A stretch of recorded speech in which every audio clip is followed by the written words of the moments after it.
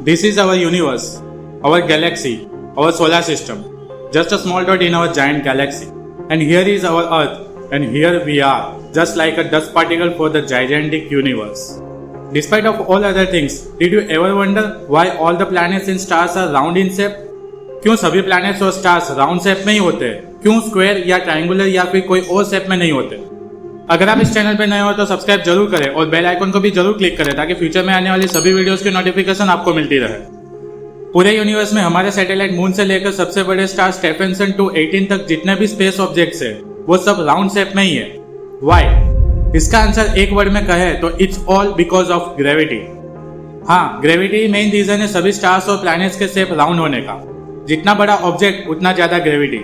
हम सब ये तो जानते ही है कि ग्रेविटी की वजह से ही हम अर्थ के सरफेस पे है और इसी वजह से सभी चीजें ऊपर की ओर फेंकने पर वापस अर्थ की सरफेस की ओर खींची चली आती है।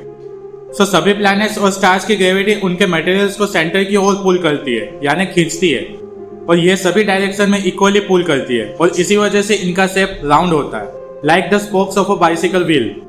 सो this makes the overall shape of a planet और star a sphere, which is a three dimensional circle.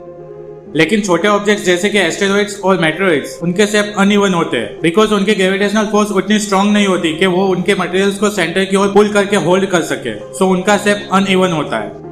And दूसरा रीजन एक ये भी है कि एस्टेरॉइड्स बल्क में है और वो मार्स और जुपिटर के बीच एस्टेरॉइड बेल्ट में पाए जाते हैं, जो एक दूसरे से टकराने की वजह से उनका शेप और भी अनइवन हो जाता है। So it's all because of gravity which holds them towards the centre to make them round in shape, और we can say a sphere.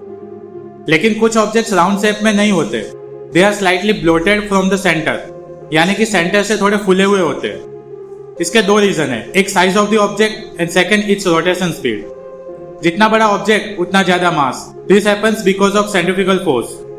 Centrifugal force किसी चीज को रोटेट करने पर जनरेट होती है जो उस चीज को बाहर की ओर फेंकने की कोशिश करती है। सो जितना ज्यादा मास और रोटेशन स्पीड उतना ज्यादा सेंट्रिफ्यूगल फोर्स।